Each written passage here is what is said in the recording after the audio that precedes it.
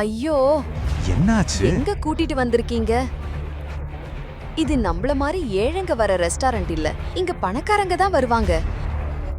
அபி, என்னோட சாரிய பாருங்க, கையில பிச்சை தட்டி இல்லாத பிச்சைக்காரி மாதிரி தெரியறேன். என்ன சொல்ற நீ? அபி, நான் சொல்றத ஒரு நிமிஷம் கேளுங்க. அந்த ரெஸ்டாரண்ட்ல சாப்பிடுற பணக்காரங்கள பாருங்க, நமக்கும் அவங்களுக்கும் நிறைய வித்தியாசம் இருக்கு. நீ உண்மையிலேயே ரொம்ப அழகா இருக்க. ட்ரஸ்ட் மீ, வா. அபி, இந்த ரெஸ்டாரண்ட் சிட்டிலேயே ரொம்ப காஸ்ட்லியான ரெஸ்டாரண்ட். இவ்வளவு காஸ்ட்லியான ரெஸ்டாரண்ட்ல நம்ம தண்ணி கூட குடிக்க முடியாது. கவலைப்படாத அனன்யா, இந்த நாளுக்காகத்தான் நான் ரொம்ப நாளா சேர்த்து வச்சிருக்கேன். உன்னோட பர்த்டே அன்னைக்கு. அப்படியா? இந்த பணத்தை சம்பாதிக்க நீ ராத்திரி பகலா ஓடி இருக்க. இத ஒரே நாள்ல செலவு பண்ண நான் விடணுமா? தயவு செஞ்சு எல்லாத்தையும் என்கிட்ட விட்டுடு, நான் பாத்துக்கிறேன். நான் டேபிள் சூஸ் பண்ண போறேன், நீ பின்னாடியே வா. அபினவை தடுக்க அனன்யா அவசரமாக ஓடுகிறாள். அவசரத்தில் ஒரு பணக்காரன் மீது மோதிவிடுகிறாள். அவனது காஸ்ட்லியான சூட்டில் வைன் கொட்டி விடுகிறது. Sorry sorry. டாம்! என்ன மன்னிச்சிடுங்க. நீ குருடா என்ன? இந்த முட்டாளை யார் இங்க உள்ள விட்டது? இந்த சூட்டோட விலை தெரியுமா உனக்கு? இந்த சூட் 20 லட்சம் ரூபாய். சாரி சார், ப்ளீஸ் மன்னிச்சிடுங்க. எனக்கு அது தெரியாது. என்ன? நான் உன்னை ஈஸியா போக விடுவேன்னு நினைச்சியா? சூட்டுக்கான பணத்தை கொடுத்துட்டு போ. இல்லைன்னா என்ன? இல்லைன்னா என்ன? ஓ வாவ், இவன் இன்னொரு பரதேசி மாதிரி இருக்கான். இந்த ரெஸ்டாரண்டோட ஸ்டாண்டர்ட் ரொம்ப குறைஞ்சு போச்சு. ஒழுங்கா என் வைஃப் கிட்ட இப்பவே மன்னிப்பு கேளு. ப்ளீஸ். நான் மன்னிப்பு கேட்கணுமா? நான் யாருன்னு உனக்கு தெரியுமா? கேளுங்க, மன்னிப்பு கேட்டுட்டு இங்க இருந்து போயிடுவோம். இவரு சிங்கானியா இண்டஸ்ட்ரியோட ஓனர். உனக்கு புரியலையா? என் வைஃப் கிட்ட மன்னிப்பு கேளு. இல்லன்னா என் வைஃப் கிட்ட மன்னிப்பு கேட்காத இந்த நாளை நீ எப்பவும் மறக்க மாட்ட. அந்த பணக்காரன் அபினவ் சொன்னதை கேட்டு கடும் கோபமடைகிறான். மொத்த ரெஸ்டாரண்டும் அவர்களை வேடிக்கை பார்த்து கொண்டிருந்தது. நான் இந்த சிட்டியோட மிக பெரிய வைர வியாபாரி. மக்கள் செல்வாக்கு, பணம், மினிஸ்டர்ஸ் எல்லாரும் என் பாக்கெட்ல இருக்காங்க. நான் நினைச்சா ஒரே சொடுக்குல நீங்க இருந்த இடம் தெரியாம அழிக்க முடியும். நான் ஒரு விரல சுடுக்குனா போதும், உன்னோட மொத்த பிசினஸும் தரமட்டமாயிடும். அந்த மனிதர் அபினவ் என்ன சொல்ல வருகிறான் என்பதை புரிந்து கொள்வதற்கு முன்பே அபினவ் தன் போனை எடுத்து யாருக்கோ ஒரு மெசேஜ் அனுப்பினான். அடுத்த நொடியே அந்த பணக்காரனுக்கு ஒரு கால் வந்தது. அவன் அதிர்ச்சி அடைந்தான். வாட்? டாட், இதெல்லாம் எப்படி சாத்தியம்?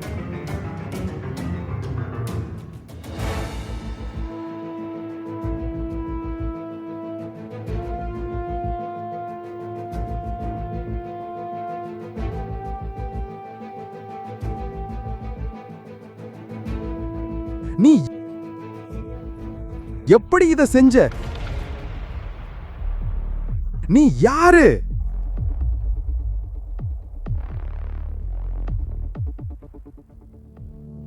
அபினவ் ஒரு ஏழை மருமகன். வேலைக்காரனைப் போல வீட்டு வேலைகள் அனைத்தையும் செய்தான். இன்று அவன் யாரையோ பார்க்க போக வேண்டியிருந்தது. ஆனால் அவன் மாமியார் ஷர்மிளா அவனுக்காக வேறு சில திட்டங்களை வைத்திருந்தாள். ஹலோ யூஸ்லெஸ் மாப்ள, இங்க வந்து என் காலை பிடிச்சு விடு, ரொம்ப வலிக்குது. அத்தை, நான் அவசரமா ஒரு இடத்துக்கு போகணும். போயிட்டு வந்து உங்க காலை பிடிச்சு விடுறேன். ஏன் நில்ல? இன்னைக்கு வரைக்கும் நீ எதுவும் சம்பாதிக்க துப்பில்ல. என் பொண்ணு சம்பாதிக்கிற காசுல தான் நீ வாழற. நீ யாரையும் முக்கியமா பார்க்க போகணுமா? அப்போது அபினவின் மனைவி அனன்யா அங்கே வருகிறாள். இங்க என்ன நடக்குது? காலையில என்ன இவ்வளவு சத்தம்? காலையில நான் சத்தம் போடல, உன் யூஸ்லெஸ் ஹஸ்பண்ட் தான் சத்தம் போட வைக்கிறான். உன் முட்டாள் தாத்தா தான் இவனை உனக்கு ஃபோர்ஸ் பண்ணி கல்யாணம் பண்ணி வச்சுட்டாரு. அது மட்டும் என் இஷ்டப்படி நடந்திருந்தா அப்பவே இவனை உதைச்சு வெளியில தள்ளி இருப்பேன். அபினவ், நீ எங்க வேணா போ, ஆனா முதல்ல இவங்க வேலைய முடிச்சிட்டு போ. இல்ல அனன்யா, ஐ எம் சாரி, நான் போயே ஆகணும். அவன் அங்கிருந்து கிளம்புகிறான். இதை பார்த்த ஷர்மிளாவின் கோபம் உச்சத்தை அடைகிறது. அபினவ் தன் மாமியாரின் கோபத்திலிருந்து எப்படி தன்னை காப்பாற்றப் போகிறான்? அபினவ் இன்று அவளின் கோபத்தால் பிரச்சனையில் சிக்கப் போகிறானா? சிறிது நேரம் கழித்து அபினவ் சென்னையின் பெரிய 5 ஸ்டார் ஹோட்டல் சாஃபயரை அடைகிறான். ஆனால் அங்கேயும் அவனை யாரும் சரியாக வரவேற்கவில்லை.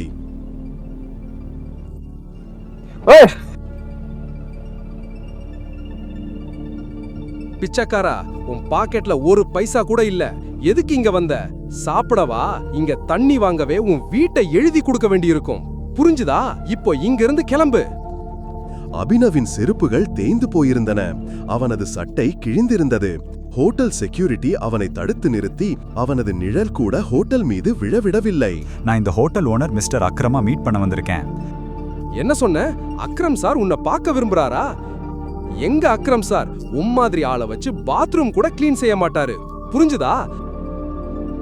அக்ரம் சாரை பார்க்கணும்னு சொல்றேன். சீக்கிரம் இங்கிருந்து கிளம்பு. செக்யூரிட்டி கார்ட்ஸ் அபினவை தள்ளிவிடும்போது அபினவை தனது முன்னாள் காதலி வைபவி தனது புதிய காதலனுடன் வருகிறாள். Hey guards.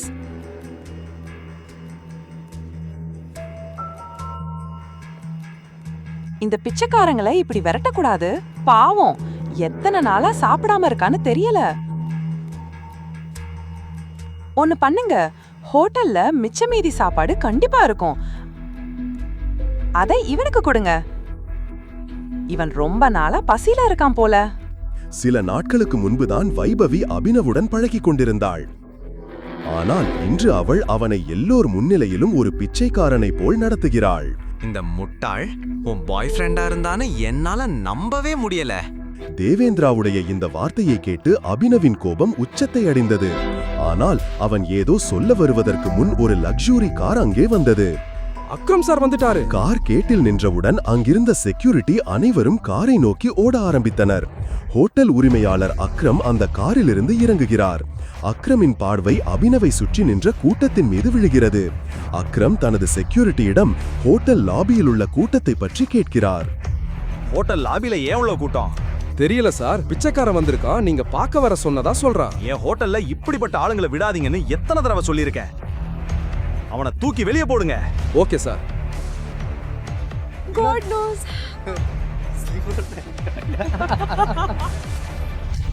அக்ரம் சொன்னவுடன் 4 செக்யூரிட்டிகள் உடனடியாக அபினவை நோக்கி சென்றனர். அவர்கள் அபினவை அக்ரம் நிற்கும் இடத்திற்கு முன்பே அழைத்துச் சென்றனர். அப்போது அக்ரமின் பார்வை அபினவ் கையில் அணிந்திருந்த மோதிரத்தின் மீது விழுந்தது. அதன் பிறகு நடந்தது அத்தனையும் பார்த்த அனைவரும் அதிர்ச்சி அடைந்தனர். அவனை விட்டுடுங்க. பட் சார், மோதிரத்தை பார்த்தவுடன் அக்ரம் செக்யூரிட்டியை தடுத்து நிறுத்தினார்.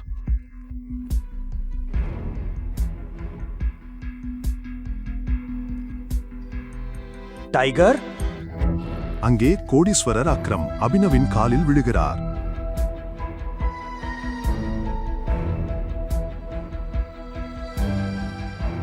உங்களை என்னால அடையாளம் கண்டுபிடிக்க முடியல. ப்ளீஸ் என்ன மன்னிச்சிடுங்க டைகர்.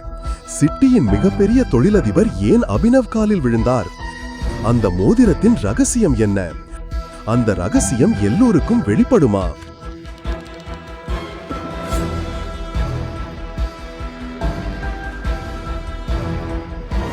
ஏன் அபினவ் அக்ரமுடனான இந்த சந்திப்பை யாரிடமும் சொல்லவில்லை? காலையில் அபினவ் அனன்யாவுக்கு டிஃபன் கொடுக்க அவள் அலுவலகத்திற்கு வந்தபோது மக்கள் அங்கும் இங்கும் அலைமோதிக் கொண்டிருப்பதை பார்த்தான். ஆனால் இன்னும் தன் ஹெட்போனுடன் இசை உலகிலேயே இருந்தான். இந்த கூட்ட நெரிசலுக்கு காரணம் சமீபத்திய முக்கிய செய்தி. Breaking news. இந்த டெண்டர் தான் சிங் இண்டஸ்ட்ரீஸின் தலையெழுத்தை மாற்றப் போகும் கடைசி நம்பிக்கை. அனன்யா மூழ்கவிருக்கும் தனது நிறுவனத்தின் படகை எப்படி கரை சேர்க்கப் போகிறார்? Guys, the situation doesn't look good. Singh இண்டஸ்ட்ரீஸை மீட்டெடுக்க இதுதான் நம் கடைசி நம்பிக்கை. சிராக் அனன்யாவின் பிசினஸ் பார்ட்னர் மற்றும் நண்பரும் ஆவார்.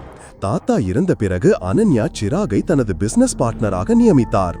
அவன் அனன்யாவின் வாழ்க்கை துணையாக வர விரும்பினான். ஆனால் தாத்தா இறக்கும் முன் அனன்யாவை கட்டாயப்படுத்தி ஒரு சாதாரண டெலிவரி பாயான அபினவுக்கு திருமணம் செய்து வைத்தார்.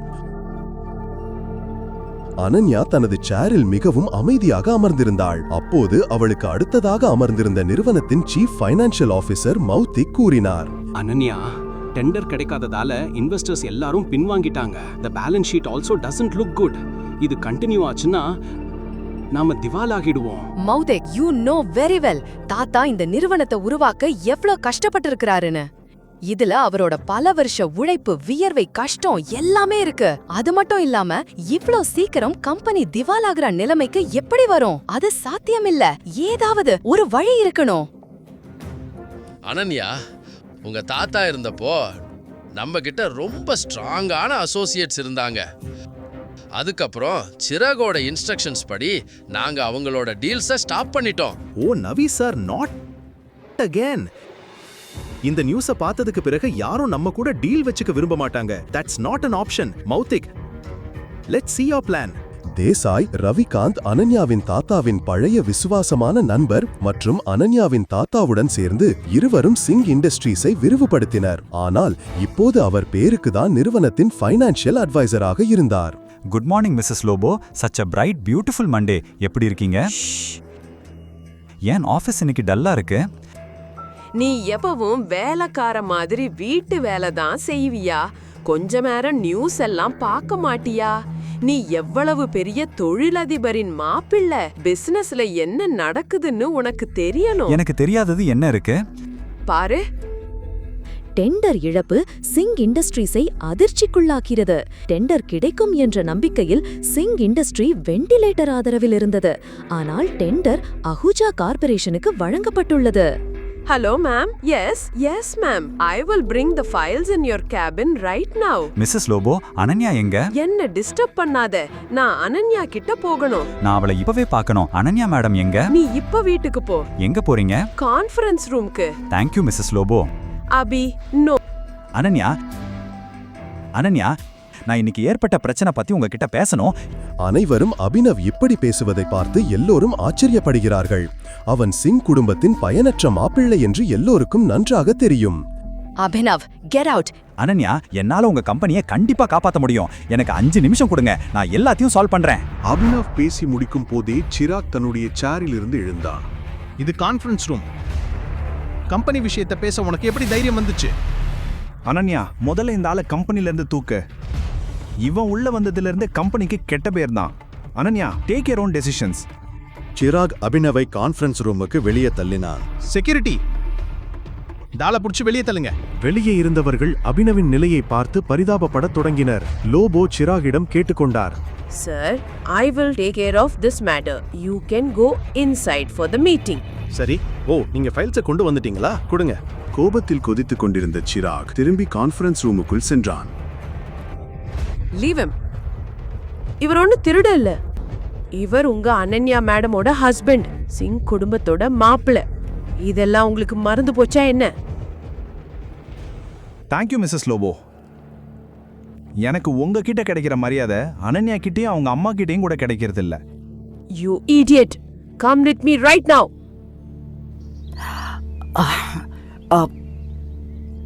இப்போ நீ கீழ கம்பெனிய இந்த நெருக்கடியில இருந்து காப்பாத்த முடியும்னு சொல்லிட்டு இருந்தேல்ல, எப்படின்னு சொல்லு. எப்படின்னு இப்போதைக்கு எனக்கு தெரியல மிஸ்ஸஸ் லோபோ. முதல்ல சில இன்ஃபர்மேஷன் தேவை. அதை இல்லாம நான் ஒன்றும் பண்ண முடியாது. என்ன மாதிரி இன்ஃபர்மேஷன்? எனக்கு இந்த கம்பெனியோட இன்வெஸ்டர்ஸோட டீடைல்ஸ் வேணும். ஷேர் ஹோல்டர்ஸ் லிஸ்ட் வேணும். அப்பதான் என்ன பண்ணலாம்னு யோசிக்க முடியும். அபி, இப்பதானே பார்த்த, இவ்ளோ நடந்த அப்புறம் கம்பெனில எந்த எம்ப்ளாயும் உனக்கு ஹெல்ப் பண்ண மாட்டாங்க. அப்புறம் எப்படி நடக்கும்? ஒரு ஆள் இருக்கார், அவர் உனக்கு ஹெல்ப் பண்ணலாம். யாரு? ரவிகாந்த் தேசாய் சார். அவர் அனன்யா தாத்தாவுக்கு ரொம்ப க்ளோஸ். அது சரிதான். ஆனா இப்ப சிராக் எல்லாரையும் ஓரமா வேஸ்ட் மாதிரி ஒதுக்கி வச்சுட்டானே. ரவிகாந்த் தேசாய் சார், அவரு அனன்யா தாத்தாவுக்கு ரொம்ப close. Ravikant Desai is a chain smoker. 1 மணி நேரத்துக்கு ஒரு தடவை சிகரெட் பிடிக்க வருவார். நீ இங்கேயே வெயிட் பண்ண. அவர் வந்ததுக்கு அப்புறம் அவர்கிட்ட பேச ட்ரை பண்ண. அவரை முழுசா கன்வின்ஸ் பண்ண ட்ரை பண்ண. I am sure you can do it. Okay, இப்போ நான் போகணும். All the best.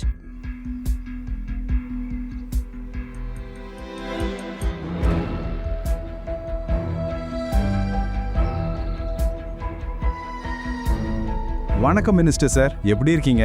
Abhinav sir, நீங்க எனக்கு கால் பண்ணிருக்கீங்களா? கண்டிப்பா என்னோட லக் தான். அட இல்லங்க, எனக்கு உங்ககிட்ட ஒரு சின்ன வேலை இருந்துச்சு. ஒரு ஏழை டெலிவரி பாயான அபினவுக்கு மினிஸ்டரை எப்படி தெரியும்? மினிஸ்டர் ஏன் அபினவிடம் போனில் இவ்வளவு பணிவாக பேசுகிறார்? அபினவ் மினிஸ்டரிடம் ஏதோ சொல்லிக் கொண்டிருந்த போதுதான் ரவிகாந்த் தேசாய் அதாவது ரவிகாந்த் அந்த இடத்திற்கு வருகிறார். ஆமா மினிஸ்டர் சார், ஃபாரின் டீடைல்ஸ் எல்லாம் கண்டுபிடிங்க, எனக்கு திரும்ப கால் பண்ணுங்க. நான் இப்ப வச்சிடுறேன் சார்.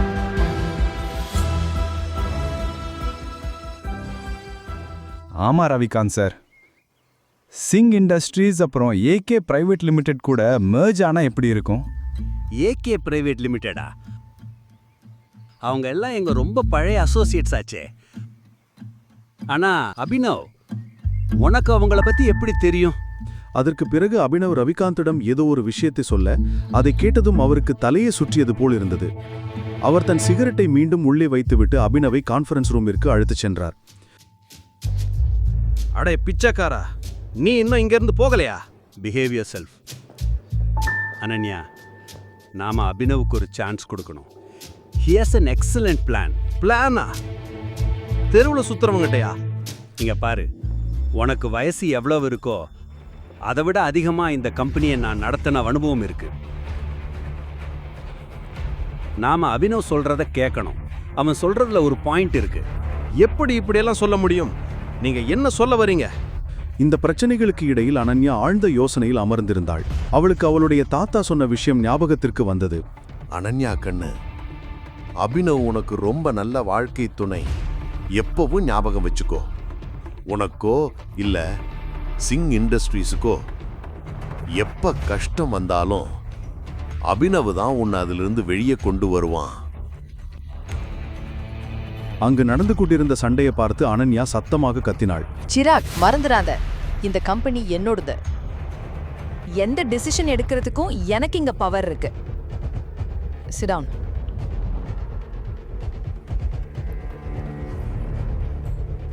அபினவ், உட்காரு, காட்டு.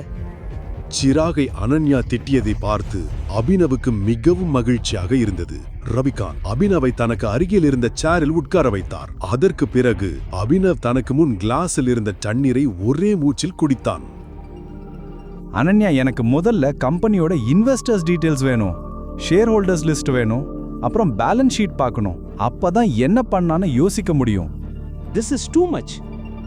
நாம இப்படி யாரோ ஒருத்தர்கிட்ட நம்ம கம்பெனியோட டீடைல்ஸை கொடுக்க முடியாது. மௌத்திக், லேப்டாப் பாஸ் பண்ணுங்க. இன்னும் இந்த கழுத பேசுறத கேட்டுக்கிட்டு இருக்கியா? போதும், நிறுத்து. Chirag, why don't you mind your language? ஏன் அபினவ் என் புருஷன்னு மறந்துடுற? 2 வருடத்தில் முதல் முறையாக அனன்யா அபினவிற்காக சண்டை போடுவதை பார்த்தான்.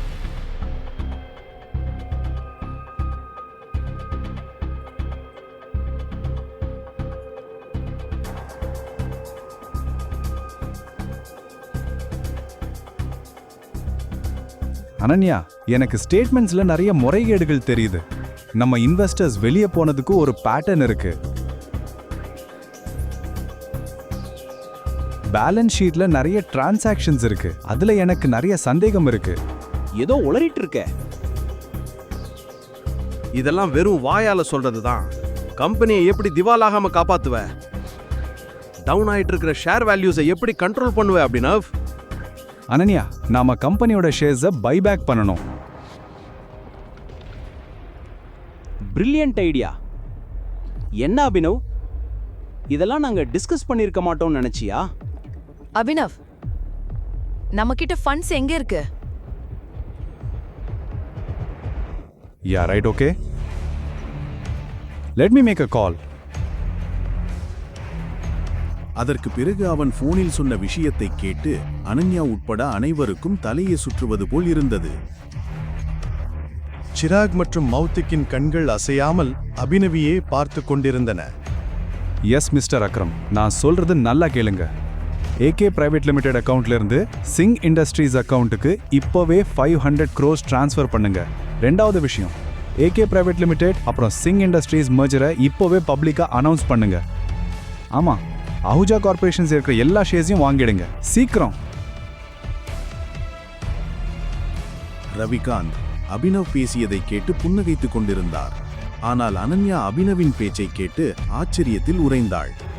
வீட்டோடு மாப்பிள்ளையாக இருக்கும் கணவன் இவ்வளவு பெரிய கம்பெனி ஓனரிடம் பேசி சிங் இண்டஸ்ட்ரீஸ் மர்ஜரை எவ்வாறு முடித்தான் என்று நம்ப முடியாமல் திளைத்தாள்.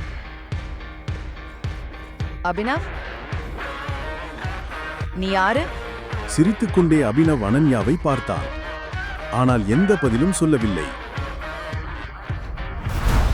அபினவ் கத்திக்கொண்டே திடீரென்று தூக்கத்திலிருந்து எழுந்து விட்டான். வியர்வையில் நனைந்தபடி அபினவ் தனது படுக்கையில் எழுந்து உட்கார்ந்து ஆழமாக சுவாசிக்கத் தொடங்கினான். கடந்த 18 ஆண்டுகளாக இந்த கனவு அபினவை தொந்தரவு செய்து வந்தது. அபினவ் முதலில் தனது விரலில் அணிந்திருந்த மோதிரத்தை பார்த்தான். பின்னர் குளியலறை நோக்கி சென்றான். 18 வயதில் அவன் தனது செலவுகளை தானே ஏற்கத் தொடங்கினான்.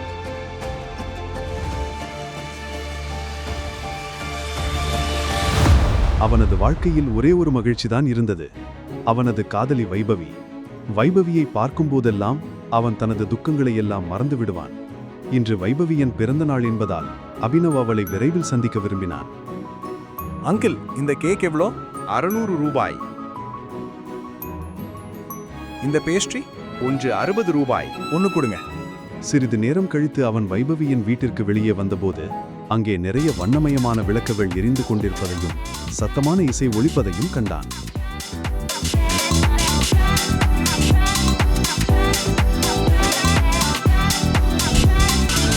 வைபவி, இதெல்லாம் என்ன? இவன் யார் வைபவி? தெரியலையா? இவன் டெலிவரி பாய். ஆனா நம்ம ஏற்கனவே கேக் ஆர்டர் பண்ணிட்டோமே, அப்புறம் எதுக்கு இந்த பேஸ்ட்ரி ஆர்டர் பண்ணின? ஓ, ஞாபகம் வந்துருச்சு. இவன் தானே நீ டேட்டிங் பண்ண டெலிவரி பாய்?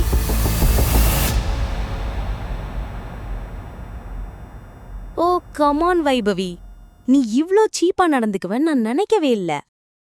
பேப், ஹாப்பி பர்த்டே பேப். தேவேந்திரனை அபினவுக்கு நன்றாக தெரியும். அவன் ஒரு பெரிய பணக்காரரின் மகன்.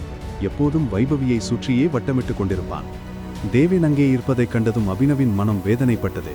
தேவேனின் கையில் ஒரு பெரிய பரிசு இருந்தது. அதற்கு முன் அபினவின் கையில் இருந்த சிறிய பேஸ்ட்ரி பை ஒன்றுமில்லை என்பது போல் தோன்றியது. நான் உன்னை பிரேக்கப் பண்றேன். வாட்? வேற என்ன? அந்த பொண்ணு எவ்வளவு நாளைக்கு இப்படி உன்ன மாதிரி ஒரு பிச்சைக்காரன் கூட பாதி பேஸ்ட்ரியை சாப்பிட்டுக்கிட்டு இருப்பா?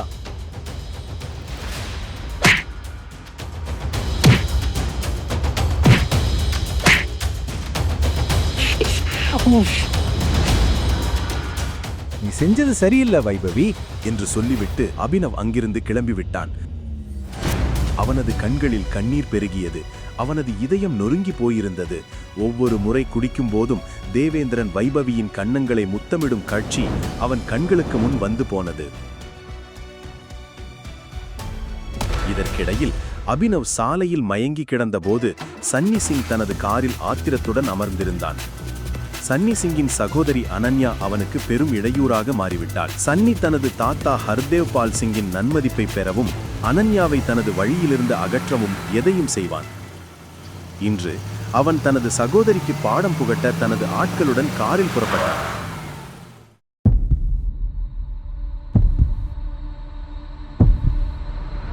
சன்னியின் ஆட்கள் அபினவை தூக்கி நேராக அறை எண் 409 நுழைந்தனர். அவனோட ட்ரெஸ்ஸை கழட்டிட்டு அவனை பெட்ல படுக்க வை. அவன் ட்ரெஸ்ஸை கழட்டு என்று அவன் அவர்களிடம் மிக மெதுவாக சொன்னான். அங்கே சன்னியின் சகோதரி அனன்யா ஏற்கனவே உறங்கிக் கொண்டிருந்தாள். காலையில் அபினவ் புரண்டு படுத்தபோது அவனது கை ஒரு மென்மையான கையுடன் மோதியது.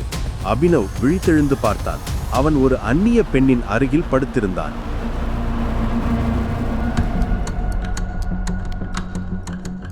யார் நீ? என்னோட ரூம்ல என்ன பண்ணிட்டு இருக்க? நீ என்ன பண்ண?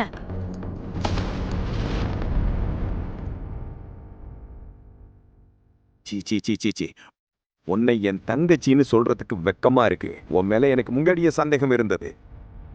நான் தாத்தா கிட்ட நிறைய தடவை சொல்லிட்டேன். ஆனா அவர் ஒவ்வொரு தடவையும் என் அனன்யா அப்படி செய்ய மாட்டான்னு சொன்னாரு. ஆனா உங்க அனன்யா இப்படி செஞ்சுட்டான். கொஞ்ச நேரத்துல தாத்தாவுக்கு தன்னோட பேத்தி என்ன செஞ்சிட்டு இருக்காங்கிறத தெரிஞ்சிடும். இந்த லைவ் டெலிகாஸ்ட் காமிக்க நான் அவரை இங்க வர சொல்லியிருக்கேன். அண்ணா, எனக்கு தெரியாது. என்ன நம்புங்க. என்ன நடந்தது? இது எப்படி நடந்தது? இந்த பையன் யாருன்னு எனக்கு தெரியாது. எங்களுக்கு நடுவில் எதுவும் நடக்கல. அபினவ் விளக்கம் கொடுப்பதற்கு முன் சன்னியின் தாத்தா ஹர்தேவ் பால் சிங் அறைக்கு வந்துவிட்டார். அவர்களது உடை அவர்கள் மிக வசதியான மனிதர்கள் என்பதை உணர்த்தியது. அனன்யாவை இந்த நிலையில் கண்டதும் அவரது கண்கள் கோபத்தால் சிவந்து போயின. உன்கிட்ட நான் இதை எதிர்பார்க்கல அனன்யா. தாத்தா, நீங்க நினைக்கிற மாதிரி எதுவும் நடக்கல. உனக்கு நம்ம ரூல்ஸ் எல்லாம் நல்லாவே தெரியும். ஆனாலும் நீ அதை எல்லாத்தையும் மீறிட்ட. இல்ல தாத்தா, இல்ல. அப்புறம் அபினவின் பார்வை ஹர்தேவின் மீது பட்டபோது அவன் தனது கண்களுக்கு முன்னால் மரணத்தை கண்டது போல் உணர்ந்தான். நீ ஏன் பேத்திக்கு என்ன செஞ்சு வச்சிருக்க? இன்னைக்கிலிருந்து எங்க குடும்ப சட்டப்படி நீ சிங் குடும்பத்தோட மருமக. என்ன? ஆனா எங்களுக்கு நடுவுல எதுவுமே நடக்கலையே. தாத்தா, எதுவுமே நடக்கல. அப்படியா? எதுவும் நடக்கலையா? அப்போ இதெல்லாம் என்ன?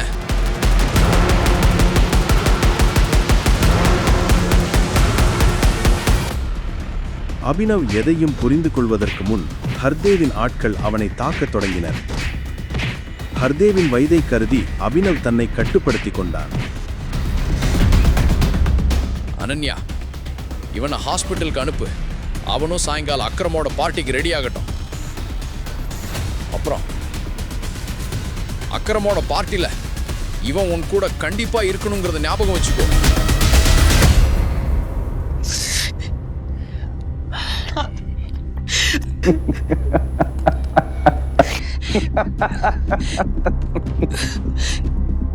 ஏன் என் வாழ்க்கையை அழிச்ச? ஏன்? இந்த கேள்விக்கு அபினவிடம் எந்த பதிலும் இல்லை. அபினவ் பிறகு மாலை அக்ரமின் பார்ட்டிக்காக தயாராக ஆரம்பித்தான். அவன் ஹர்தேவ் பற்றி யோசித்துக் கொண்டிருந்தான். ஹர்தேவையும் அவனது ஆட்களையும் கண்டு அவனுக்கு பயமில்லை. ஆனால் அனன்யா ஏற்கனவே நிறைய பிரச்சனைகளில் இருந்ததால் தன்னால் அவளுக்கு மேலும் பிரச்சனைகளை ஏற்படுத்த அவன் விரும்பவில்லை.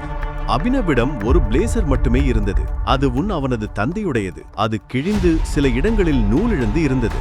ஆனால் அபினவ் அதை அணியும் போது அதன் அழகு பிளேசரின் அனைத்து குறைபாடுகளையும் மறைத்தது. அபினவின் யூகம் சரிதான். அனன்யாவின் வீடு மிகவும் பிரம்மாண்டமாக இருந்தது. அவள் ஒரு பணக்கார குடும்பத்தைச் சேர்ந்த பெண். அனன்யாவின் செருப்பு அபினவ் ஒரு மாதம் சம்பாதிக்கும் பணத்தை விட அதிகம்.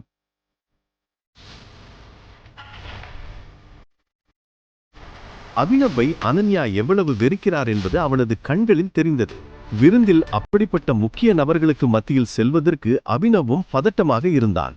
அந்த பதட்டத்தில் அவன் தன் தந்தையின் மோதிரத்தை விரலில் சுழற்றத் தொடங்கியது கூட அவனுக்கு தெரியவில்லை.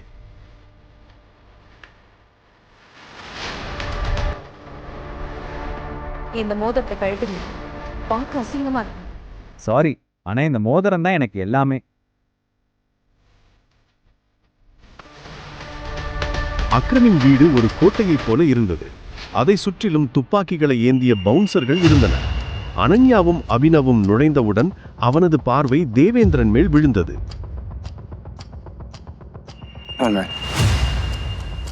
நீங்க என்ன பண்ற பாஸ்? அவர் என் கணவர். அனன்யா, உனக்கு பைத்தியம் பிடிச்சிருச்சா? இந்த தெருவுல சுத்துறவனுக்கிட்ட என்ன இருக்குன்னு அவனை போய் கல்யாணம் பண்ணிருக்க? உன் நாக்கு அடக்கு.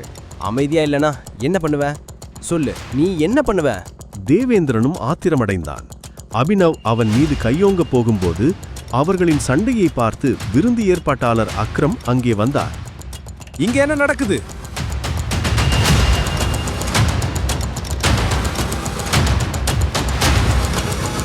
அக்ரம் சார், இவனை பாருங்க. இவன் ஒரு கிரிமினல். பார்ட்டிக்கு இன்வைட் பண்ணாமலே வந்துட்டான். இங்க வா.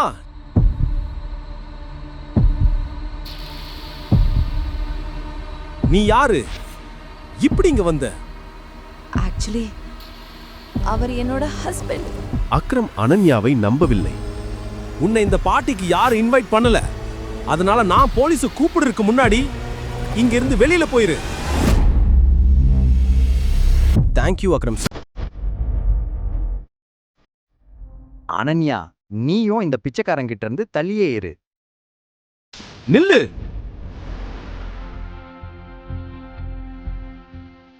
அக்ரம் அபினன் மேல் நோக்கி ஓடி அவனது மோதிரத்தை பார்க்க தொடங்கினார். நான் உங்ககிட்ட தனியா ஒரு முக்கியமான விஷயம் பேசணும். எங்கிட்டியா? வாங்க. அக்ரம் அபினவின் கையை பிடித்துக்கொண்டு அவனை உள்ளே அழைத்து செல்ல ஆரம்பித்தான். அனன்யா, தேவேந்திரன், சன்னி மற்றும் விருந்திலிருந்த மற்றவர்கள் இதை பார்த்து ஆச்சரியப்பட்டனர். சிறிது நேரம் கழித்து அவர்கள் அக்ரமின் அறைக்கு வந்தவுடன் அக்ரம் கதவை மூடிவிட்டு அபினவின் அருகில் வந்து சொன்னார். உங்க மோதிரத்தை பார்க்கலாமா? எதுக்கு? பயப்படாதீங்க, நான் அதை கேட்க போறதில்ல. அது சும்மா பார்க்கணும், அவ்வளோதான். ப்ளீஸ்.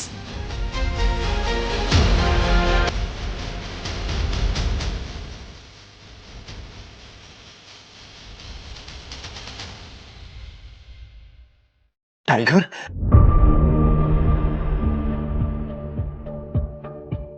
டைகர்.